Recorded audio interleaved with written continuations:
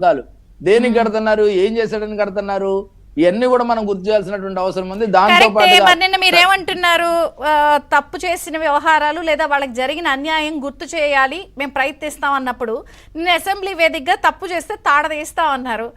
అంటే చాలా మంది అనేది ఏంటంటే ఈ తాడ తీయడాలు తోలు తీయడాలు అనేది 9 నెలలు అయిపోయినా అంటున్నారు కానీ చేయటం లేదు అన్నప్పుడు అమ్మ, ఇప్పుడు చంద్రబాబు నాయుడు గారి మనస్తత్వం మీ అందరికి తెలుసు.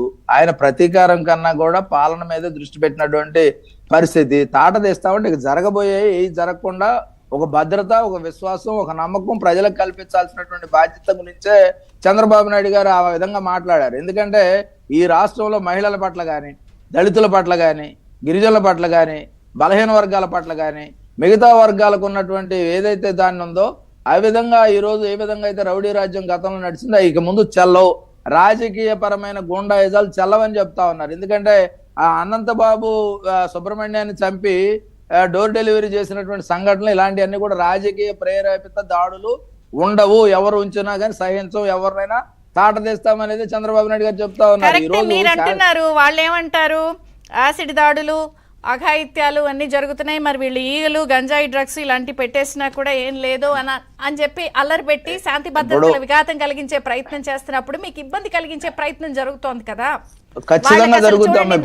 రివ్యూలో చాలా పాయింట్స్ చెప్పా, ఏమి లేకపోయినా ఇంకా ఏదో ఉంది అని చెప్పారు. అసలు మీరు ఈవీఎంల మీద గెలిచారు అన్నోళ్ళు కనీసం సెలబ్రేషన్ చేసుకోవట్లేదా ఇవాళ? మొన్న బ్యాలెట్లు ఏమైందమ్మా, ఈవీఎంల మీద గెలిచారు ఒప్పుకుందాం, వాళ్ళ ప్రకారం మన బ్యాలెట్లు ఏమైంది పరిస్థితి, పోటీ చేయలేని పరిస్థితికి వచ్చారు. దొంగచాటుగా సపోర్ట్ చేసిన వాళ్ళకి ఓట్లు ఎన్ని వచ్చాయి, ఈరోజు తెలుగుదేశం పార్టీ కూటమికి ఎన్ని ఓట్లు వచ్చాయి అనేది అది క్లియర్ గా తెలిసిపోయింది కదా. అంటే బ్యాలెట్లు ద్వారానే కాకుండా ఏదైతే ఈవీఎంల ద్వారా కూడా గెలిచే సత్తా ఈ కూటమికి ఉందనేది జగన్మోహన్ రెడ్డి అర్థం చేసుకోవాలి. నేను ఎందుకు చెప్తున్నానంటే పదే పదే ఈ రోజు రాష్ట్రంలో శాంతి భద్రతల విషయంలో వాళ్ళు మాట్లాడే అర్హత వాళ్ళకి లేదు. నెంబర్ 1. నెంబర్ 2, స్విచ్ చేయడంతోనే కరెంట్ ఆగిపోవడం, ఫ్యాన్ ఆగిపోవడమో, లైట్ ఆగిపోయేంత రాడికల్ చేంజెస్ ఏమి లేదు. మూలాలు ఎక్కడున్నాయి, గంజాయి కానీ ఏదైతే మద్యపానం కానీ దాని మూలాలను ఏ విధంగా మనం నాశనం చేస్తే తప్ప ఈ రాష్ట్రంలో ఈ విధమైనటువంటి ఆగడాలు ఆపడానికి ప్రయత్నం చేయాలి. అంతే తప్ప మూలాలు కనుక్కోకుండా చంద్రబాబు నాయుడు గారు రావడంతోనే వెంటనే స్విచ్ ఆఫ్ చేయడంతోనే ఫ్యాన్ ఆగిపోయినట్టు లేకపోతే ఇంకోటి ఆగిపోయినట్టు ఈ నేరాలు ఆగిపోతే నేనైతే అన్ను.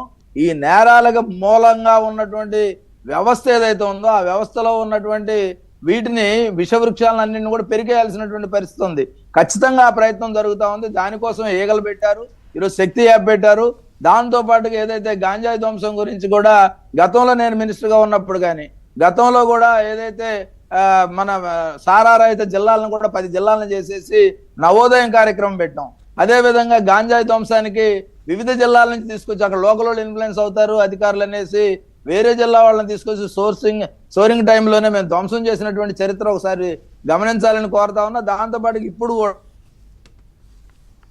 కూడా ఈ 9 నెలల కాలం కూడా గంజాయి మీద దృష్టి కానీ, గంజాయి మీద కేసులు కానీ, ఈ మూలాలు ఏదైతే నేరస్తులకి మూలాలుగా ఉన్నటువంటి ఉన్నాయో వాటన్నిటిని కూడా ఖచ్చితంగా మేము నాశనం చేసిన తర్వాత ఈ రాష్ట్రంలో శాంతి భద్రతల పునరుద్ధరణ అనేది జరుగుతుంది తప్ప 9 నెలల్లో యాసిడ్ దాడులు జరిగాయి, 9 నెలల్లోనే హత్యలు జరిగాయి, ఎన్ని జరిగాయి, జరిగేటటువంటి దానికి మూలం ఎక్కడుంది? ఆ మూలాలను విధ్వంసం చేయడానికి మేము ఏం చేస్తా ఉన్నాం, మా ప్రయత్నాలు ఏంటి, ఈ ప్రయత్నాలు ప్రజలకు చేరుతున్నాయా లేదా, ప్రజల నుంచి కూడా అదే విధంగా వస్తుందా లేదా అనేది కూడా ఆలోచన చేయాలి. దాంతో పాటుగా ఏదైతే గంజాయి నాటుతున్నటువంటి గిరిజనులకి ప్రత్యామ్నాయ ఉపాధి అవకాశాలు ఆ రోజు ఆనందబాబు గారు కానీ నేను కానీ మంత్రులుగా ఉన్న సందర్భంలో ప్రత్యామ్నాయ ఉపాధి అవకాశాలు కల్పించడం కోసం ప్రయత్నం చేసి ఎస్సీ కార్పొరేషన్ ద్వారా, ఎస్టీ కార్పొరేషన్ ద్వారా వాళ్ళకి ప్రత్యామ్నాయ ఉపాధి అవకాశాలు కల్పించడం వల్ల ఈరోజు అరకు కాఫీ కానీ, అరకు కాఫీ ఎక్కడి నుంచి వచ్చింది?